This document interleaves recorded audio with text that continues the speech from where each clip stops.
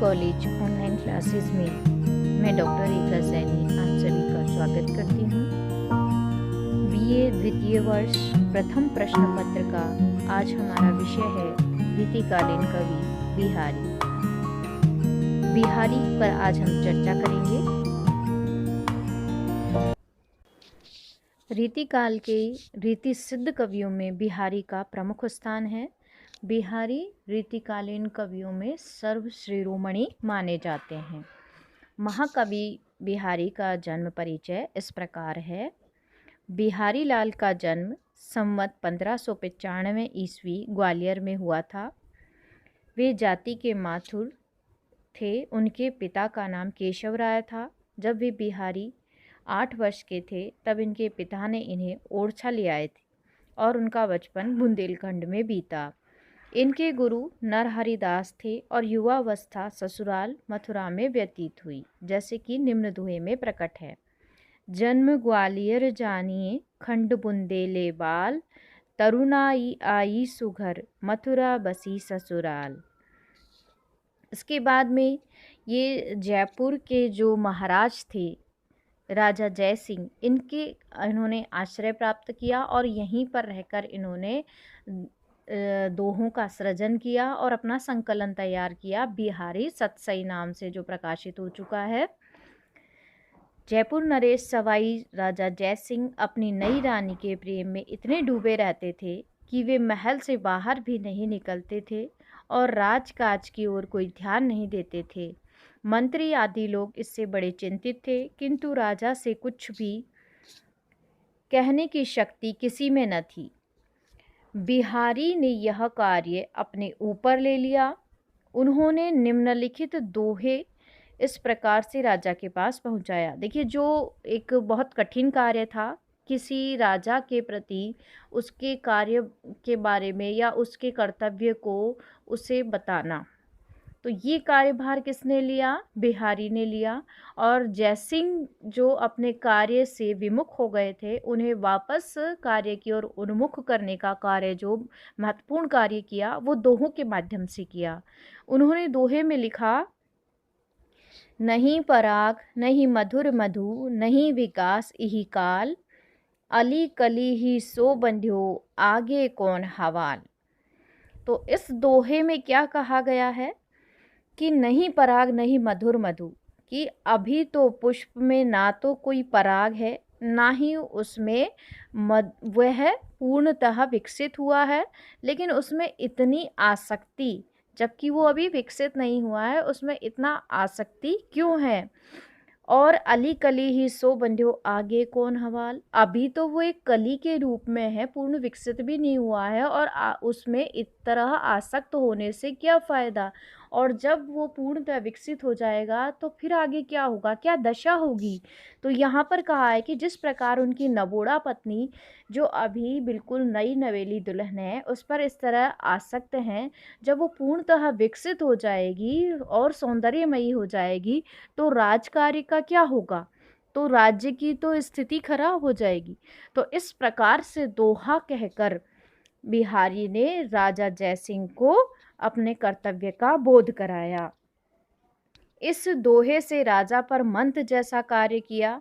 वे रानी के प्रेम पाश से मुक्त होकर पुनः अपना राज कार्य संभालने लगे। वे बिहारी की काव्य कुशलता से इतने प्रभावित हुए कि उन्होंने बिहारी से और भी दोहे रचने के लिए कहा और प्रति दोहे पर 1 स्वर्ण मुद्रा देने का वचन दिया। बिहारी जयपुर नरेश के दरबार में रहकर काव्य सृजन करने लगे और वहां उन्हें पर्याप्त धन और यश मिला। बिहारी की एकमात्र रचना सतसई, यानी सप्तशती भी कहते हैं इसे, यह मुक्तक काव्य है। इसमें 713 दोहे संकलित है। देखो यहाँ पे ये 719 लिखा हुआ है, इसे 713 कर लीजिएगा। दोहे संकलित हैं। कतिपय दोहे संदिग्ध भी माने जाते हैं। सभी दोहे सुंदर और सराहनीय हैं, तथापि तनिक विचार पूर्वक बारीकी से देखने पर लगभग 200 दोहे अति उत्कृष्ट ठहरते हैं। सतसई में ब्रज भाषा का प्रयोग हुआ है। देखिए, मैंने यहाँ पर कहा आपसे 713 कर लीजिए। ये सतसई यानी 700 दोहों का समूह है। लेकिन कुछ संख्या इस पे अतिरिक्त मानते हैं। कुछ विद्वान 719 मानते हैं, कुछ 13 मानते हैं, कुछ 700 ही मानते हैं। तो इस पे मतभेद है, परंतु अधिकतर विद्वानों ने 713 माना है। तो आप यहाँ 713 पढ़ेंगे। ठीक है, अब आगे बात करते हैं हम। ब्रज भाषा का इन्होंने प्रचुर मात्रा में प्रयोग किया है। सतसई के जो इन्होंने मुख्य विषय जो लिए हैं वे हैं 3 मुख्य भागों में इन्होंने इसको विभक्त किया है। नीतिपरक, भक्तिपरक और आध्यात्म भावात्मक तथा श्रृंगार परक। नीति, भक्ति और श्रृंगार की त्रिवेणी इसमें प्रवाहित होती है। इनके साहित्य में कहा गया है नीति, भक्ति और सौंदर्य की त्रिवेणी प्रवाहित होती है। इनमें से श्रृंगारात्मक भाग अधिक है। कला चमत्कार सर्वत्र चातुर्य के साथ प्राप्त होता है। सतसई के देखने से स्पष्ट होता है कि बिहारी के लिए काव्य में रस और अलंकार, चातुर्य, चमत्कार तथा कथन कौशल दोनों ही अनिवार्य और आवश्यक हैं। उनके दोहों को 2 वर्गों में इस प्रकार भी रख सकते हैं। एक वर्ग में वे दोहे आएंगे जिनमें रस रौचिर्य का प्राबल्य है और रसात्मकता का ही विशेष ध्यान रखा गया है। अलंकार, चमत्कार इनमें भी है, किंतु विशेष प्रधान नहीं, वरन रस परिपोषकता और भावोत्कर्षकता के लिए ही सहायक रूप में यह है। ठीक है, इसके बाद हम बात करते हैं दूसरे वर्ग में वे दोहे हैं जिनमें रसात्मकता को विशेषता नहीं दी गई, वरन अलंकार, चमत्कार और वचन चातुरी अथवा कथन कला कौशल को ही प्रधानता दी गई है। किसी विशेष अलंकार को उक्ति वैचित्र्य के साथ सफलता से निभाया गया है। इस प्रकार देखते हुए भी यह मानना पड़ता है कि अलंकार चमत्कार को नहीं, नितांत भुलाया नहीं गया। रस को उत्कर्ष देते हुए भी अलंकार कौशल का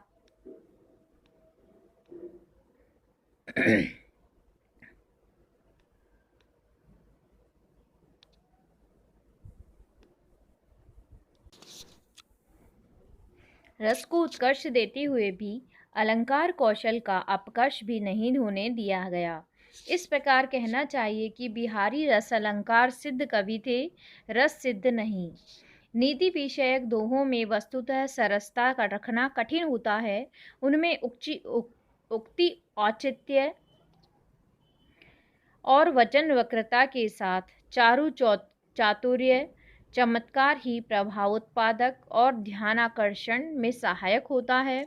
यह बात नीति परक दोहों में स्पष्ट रूप से मिलती है। क्या कहना चाहते हैं? उक्ति औचित्य का मतलब क्या है? बोलने की जो उचितता है, यानी उक्ति का मतलब है जो इन्होंने शब्दावली ली है, जो वर्णन किया है। जो वचन इन्होंने, वचन वक्रता का मतलब है जो जैसे एक वचन, दो द्विवचन और बहुवचन जो होते हैं उसमें वक्रता, उसका टेढ़ापन के साथ चारु मतलब सौंदर्य, सुंदरता की चतुरता पूर्वक चमत्कार ही भावों प्रभावोत्पादक है, यानी प्रभाव डालने वाला है और ध्यान को आकर्षित करने वाला है। ठीक है, यह बात नीति परक दोहों में स्पष्ट रूप से मिलती है। इनके दोहे ऐसे हैं कि उनको जैसे ही हम पढ़ते हैं उनका सौंदर्य, उनका जो वैचित्र्य है, विचित्रता है, विशेषता है, वो हमारे अंदर व्याप्त हो जाती है, यानी हमें वो बहुत ही आकर्षक लगने लगते हैं। फिर भी बिहारी ने इनमें सरसता का सराहनीय प्रयास किया है। देखिए, जो सतसई लिखी गई है इस पर टीकाएं का मतलब होता है इन पर जो अनुवाद कार्य किया गया है, टिप्पणियां की गई है। वो सतसई पर अनेक कवियों और लेखकों ने टीकाएं लिखी। कुल 54 टीकाएं मुख्य रूप से प्राप्त हुई है। रत्नाकर जी की बिहारी रत्नाकर नामक एक अंतिम टीका है। यह सर्वांग सुंदर है, ये सबसे अच्छी टीका मानी जाती है। यदि आपको बिहारी के दोहों का अनुवाद पढ़ना हो, उस पर लिखी गई अनुवाद शैली में ये जो टिप्पणियां हैं वो आप इसमें पढ़ सकते हैं। बिहारी रत्नाकर नाम से जो संकलित है। सतसई के अनुवाद भी संस्कृत, उर्दू, फारसी आदि में हुए हैं। सतसई पर कतिपय आलोचकों ने अपनी आलोचनाएं लिखी हैं। रीति काव्य से ही इनकी आलोचना चलती आ रही है। प्रथम कवियों ने सतसई की मार्मिक विशेषता को सांकेतिक रूप में सूचित करते हुए दोहे और छंद लिखे। उर्दू के शायरों ने भी इसी प्रकार किया। यथा देखिए जो सतसइयाँ हैं, बिहारी सतसई, इसे सतसैया भी कहते हैं, जो बिहारी सतसई है, इसके लिए किस प्रकार से इस उक्ति को कहा जाता है कि सतसैया के दोहरे जो नाविक के तीर देखन में छोटे लगे घाव करे गंभीर। ये बिहारी सतसई के लिए कहा गया है कि इसमें जो इन्होंने दोहे लिखे हैं वो जो भी बात कहनी चाहिए वो छोटे एक दोहा छंद के रूप में लिखे हैं, लेकिन बात इतनी सटीक और स्पष्ट है कि तुरंत पढ़ते ही मन में या चित्त में उसका अर्थ व्याप्त हो जाता है। इतने अच्छे हैं कि तुरंत बात को स्पष्ट कर देते हैं। इतना छोटे छंद में भी उन्होंने बात को स्पष्ट करने का प्रयास किया है। इसीलिए बिहारी के लिए कहा भी गया है कि बिहारी ने गागर में सागर भरने का कार्य किया है। इनकी अब देखते हैं काव्यगत विशेषताएं। वर्ण्य विषय, बिहारी ने जो काव्य लिखा है उसका मुख्य वर्ण्य विषय क्या रहा है?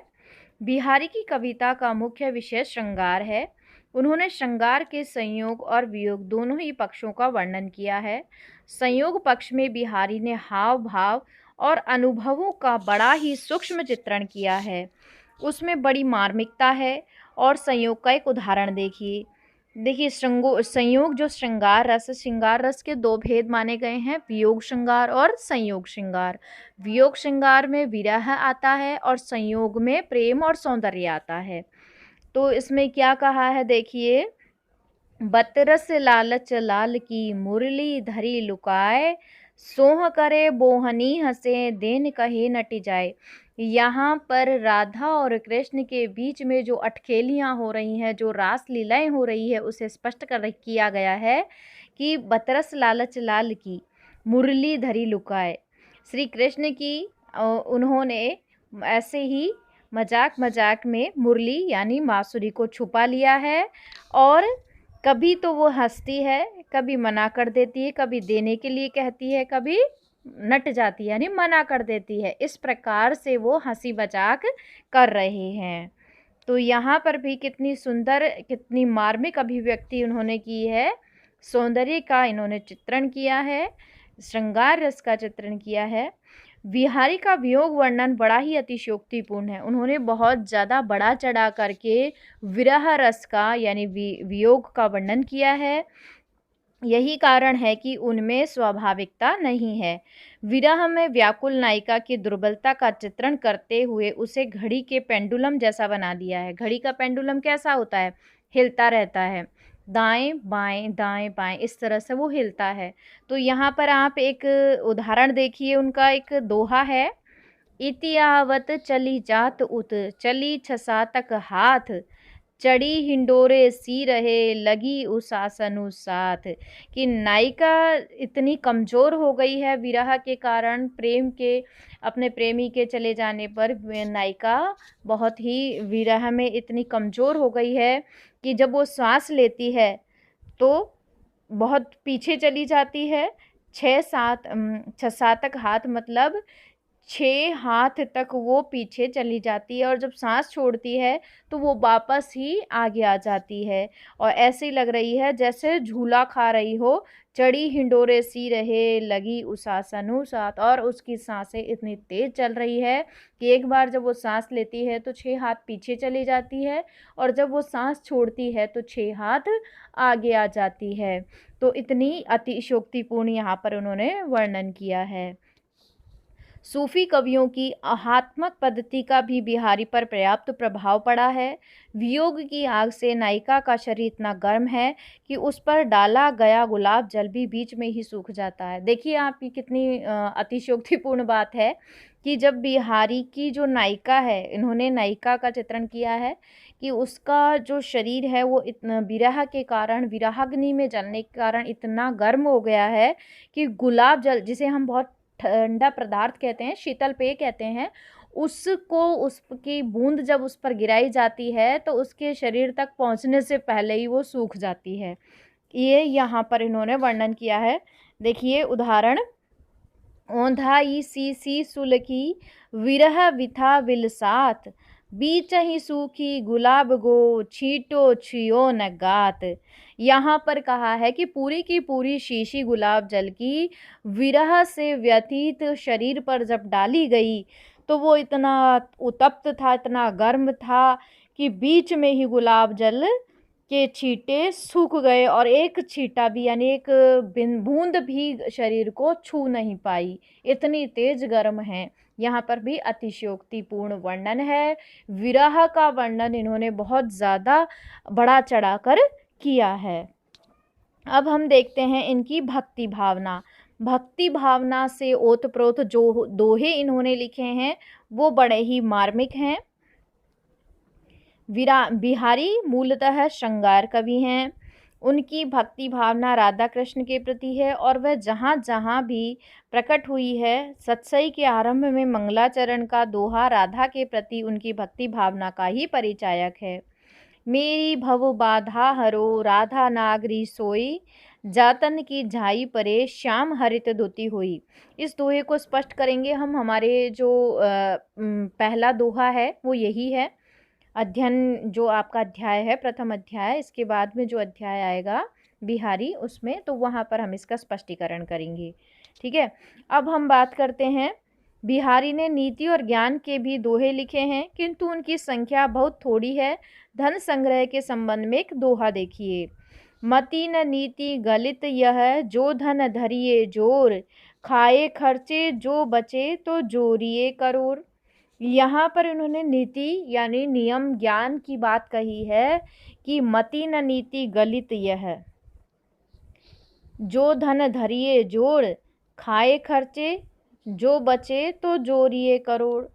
कि कंजूसी नहीं करनी चाहिए, कि बचा बचा कर रखने, ऐसे ही स्टोर कहते हैं ना, संग्रह करना, तो संग्रह तभी करिए, वो नीति तभी सही कहलाएगी संग्रह करने की जब आप तप्त हैं, पूरी तरह से खा चुके हैं, उसके बाद आप संग्रह कीजिए।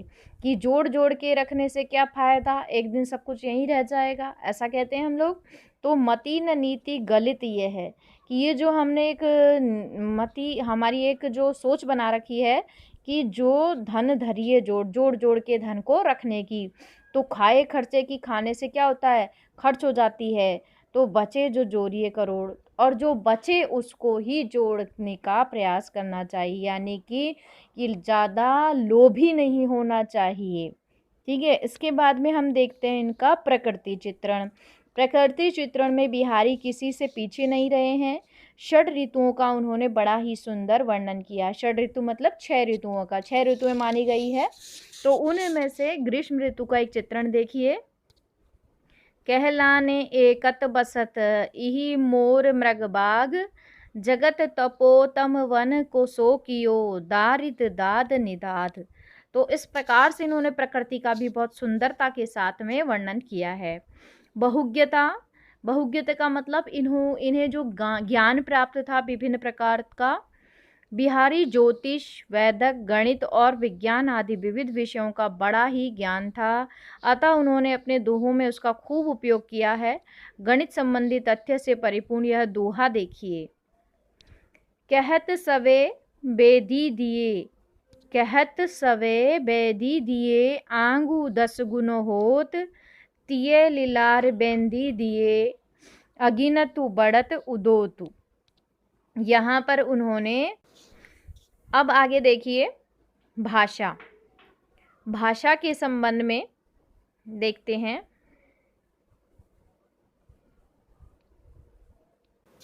बिहारी की भाषा साहित्यिक ब्रज भाषा है। इसमें सूर की चलती ब्रज भाषा का विकसित रूप मिलता है। पूर्वी हिंदी, बुंदेलखंडी, उर्दू, फारसी आदि के शब्द भी उसमें आए हैं, किंतु वे लटकते नहीं हैं। बिहारी का शब्द चयन बड़ा सुंदर और सार्थक है। शब्दों का प्रयोग भावों के अनुकूल ही हुआ है और उनमें एक भी शब्द भारती का प्रतीत नहीं होता। बिहारी ने अपने भाषा में कहीं कहीं मुहावरों का भी सुंदर प्रयोग किया है। जैसे एक उदाहरण देखिए, मूड चढ़ाएऊ रहे फार्यो पीठी कच भारू, रहे गिरी परे राखिबो तऊ हिये पर हारू। ठीक है। इसके बाद हम देखते हैं शैली। विषय के अनुसार बिहारी की शैली 3 प्रकार की है। पहली है माधुर्यपूर्ण व्यंजना प्रधान शैली, वियोग के दोहों में जो हमें नजर आएगी। दूसरा है प्रसाद गुण से युक्त सरस शैली, भक्ति और नीति के दोहों में। और चमत्कार पूर्ण शैली, दर्शन ज्योतिष गणित आदि विषयक दोहों में। और रस की बात करें तो बिहारी के काव्य में शांत, करुण, हास्य आदि रसों के भी उदाहरण मिल जाते हैं, किंतु मुख्य रस इनका श्रृंगार है। श्रृंगार पे इन्होंने ज़्यादा लिखा है। उसके बाद हम देखते हैं छंद। बिहारी ने केवल 2 ही छंद अपनाए हैं, दोहा और सोरठा, और मुख्य जो छंद है वो है दोहा। दोहा छंद की प्रधानता है। बिहारी के दोहे समाज शैली के उत्कृष्ट नमूने हैं। दोहे जैसे छोटे छंद में कई कई भाव भर देना बिहारी जैसे कवि का ही काम है। ठीक है। गागर में सागर भरने का कार्य जो है इसीलिए कहा गया है। अलंकार। अलंकारों की कारीगरी दिखाने में बिहारी बड़े पटु हैं। उनके प्रत्येक दोहे में कोई न कोई अलंकार अवश्य आ गया है। किसी किसी दोहे में तो एक साथ कई कई अलंकारों को स्थान मिला है। अतिशयोक्ति, अन्योक्ति, सांग रूपक बिहारी के विशेष प्रिय अलंकार है। अन्योक्ति अलंकार का एक उदाहरण देखिए, स्वार्थ सुकृतु नैश्रम व्रथा, देखु विहंग बिचारी, बाज पराये पानी पर तू पक्षी ननु न मारी। अब हम बात करते हैं, ये बात हुई उनके साहित्य में काव्यगत विशेषताएं। उसके बाद में हम देखते हैं उनका साहित्य में स्थान, कि बिहारी को आज स्थान कौन से स्थान पर रखा जा सकता है साहित्य की दृष्टि से। किसी कवि का यश उनके द्वारा रचित ग्रंथों के परिमाण पर नहीं, गुण पर निर्भर होता है। बिहारी के साथ भी यही बात है। अकेले सत्सई ग्रंथ ने उन्हें हिंदी साहित्य में अमर कर दिया। श्रृंगार रस के ग्रंथों में बिहारी सत्सई के समान ख्याति किसी को नहीं मिली। इस ग्रंथ की अनेक टीकाएं हुई और अनेक कवियों ने इसके दोहों को आधार बनाकर कवित्त, छप्पे, सवैया आदि छंदों की रचना की। बिहारी सत्सई आज भी रसिक जनों का काव्यहार बनी हुई है। कल्पना की समाहार शक्ति और भाषा की समाज शक्ति के कारण सत्सई के दोहे गागर में सागर भरे जाने की युक्ति चरितार्थ करते हैं। उनके विषय में ठीक ही कहा गया है, सत्सैया के दोहरे जो नाविक के तीर, देखन में छोटे लगे घाव करे गंभीर। की बात बहुत ही स्पष्ट हो जाती है। जैसे ही आप पढ़ेंगे बिहारी को, हम विस्तृत रूप से पढ़ेंगे अगली क्लास में। आज के लिए इतना ही। धन्यवाद।